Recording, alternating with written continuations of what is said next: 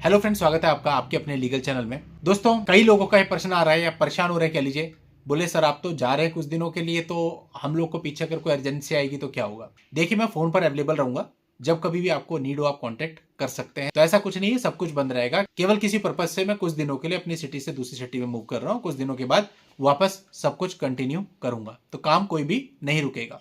तो उसके लिए आप बेचिंत रहिए और परेशान ना हुए।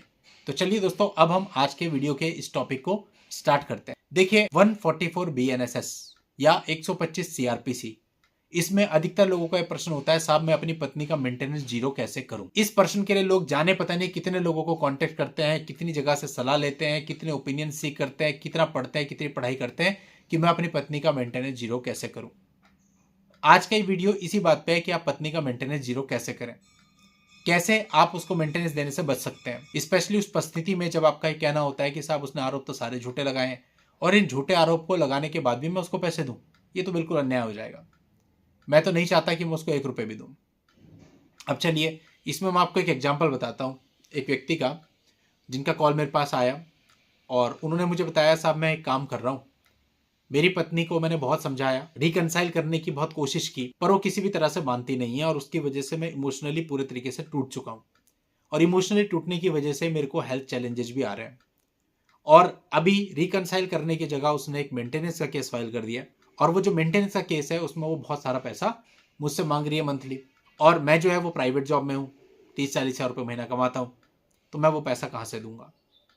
अब उन्होंने मुझसे कहा कि साहब मैं सोच रहा हूँ मैं सब छोड़ छाड़ के चला जाऊं, और वो करती रही केसेस। तो उन्होंने क्या किया, अपना मोबाइल चेंज कर दिया, अपना सिम चेंज कर दिया, अपना एड्रेस चेंज कर दिया, जहां रहते थे वहां से छोड़ दिया, किसी और सिटी में शिफ्ट हो गए। प्राइवेट जॉब थी वो भी छोड़ दी, किसी और जगह जाके प्राइवेट जॉब करने लगे।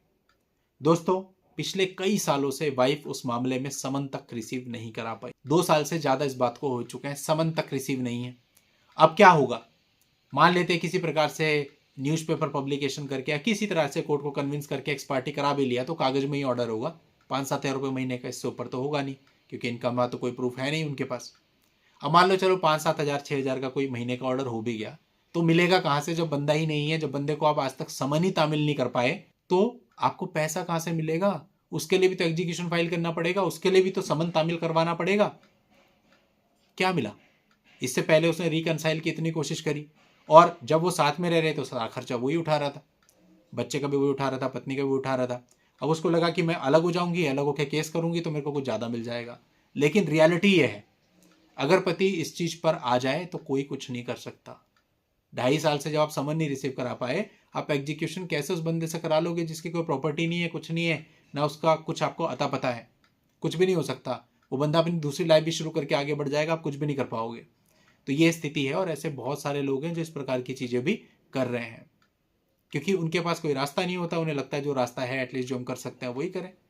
कानून में तो आपको पता ही है, केस बहुत लंबे लंबे चलते हैं। तो ऐसे कई सारे मामले आए दिन में सुनने में आते हैं, प्रकाश में आते हैं, जब लोग अपना एक्सपीरियंस शेयर करते हैं कि सर मैंने तो ऐसा कर लिया। तो ये चीज़ें उन लोगों को एक सबक देती हैं जो सोचते हैं कि कोर्ट में बहुत कुछ मिल जाता है, किसी की बातों में आकर के केस वगैरह कर देते हैं। इससे तो बेहतर था कि आप या तो आपसे रजामंदी से कर लेते सब कुछ। अब जिस मामले का मैंने आपको उदाहरण दिया, यहाँ पे आपसे रजामंदी के लिए भी पति ने बोला, लेकिन वो बोलते मुझे 50 लाख रुपए चाहिए। एक प्राइवेट जॉब करने वाला आदमी जिसको 30 से 40 हज़ार रुपये महीना मिलता है, क्या वो 50 लाख रुपए दे सकता है। उसकी पूरी लाइफ की सेविंग 50 लाख रुपए नहीं होगी। और ये बात ऐसा नहीं है उसे नहीं पता, उसे भी पता है, लेकिन फिर भी किसी ना किसी के कहने पर वो कहता है इतना बोल दो, तो उतना बोल देते हैं। बोलने में क्या जा रहा है, लेकिन मिलेगा कैसे।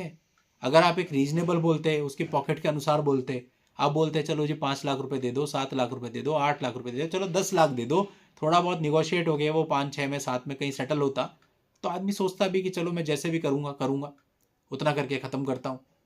30-40 हज़ार रुपए की अगर बंदे की जॉब है तो इससे ऊपर वो सेटलमेंट नहीं कर पाएगा। इवन मैंने तो ऐसे ऐसे मामले देखे जहाँ पे लड़के की 5-6 लाख रुपए महीने की सैलरी होती है, वहां भी सेटलमेंट हार्डली 20-25 लाख रुपए में हो जाता है।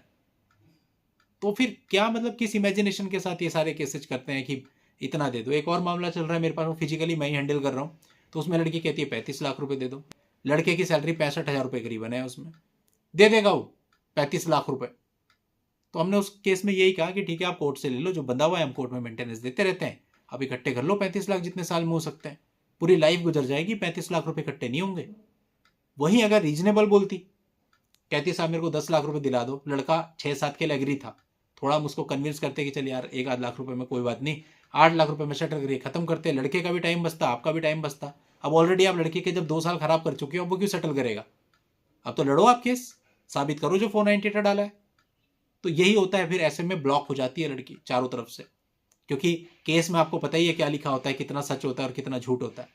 और जब केस साबित करने पे आ गया तो क्या होगा, उसके बाद और परेशानी में फंसती है। केस अगर लड़के के फेवर में आ जाता है, फिर लड़का अपने और अपने परिवार वालों की तरफ से केस डलवाता है डैमेजेस के, फिर लेने के देने पड़ जाते हैं। तो इसलिए जो लोग भी गलत सलाहों में आकर ऐसा करते हैं, या अपनी उनकी खुद की बुद्धि उनको ये कहती है कि भाई हमें बहुत कुछ मिलेगा, कुछ नहीं मिलेगा, आपका केवल परिवार बर्बाद होगा, और दूसरा आपके ऊपर एक डाइवोर्सी का ठप्पा लगेगा, और समाज में ये होगा कि अपने पति को छोड़ के बैठी है, और आगे की लाइफ भी स्पॉइल होगी, कोई फ्यूचर नहीं है। तो इसलिए जल्दी समझ जाना और इन केसेस से दूर रहना, यही समझदारी है। चलिए दोस्तों, आज के इस वीडियो में इतना ही। नेक्स्ट वीडियो में नई जानकारी के साथ मैं आपसे फिर मिलता हूं। तब तक के लिए goodbye and thank you for watching. Take care.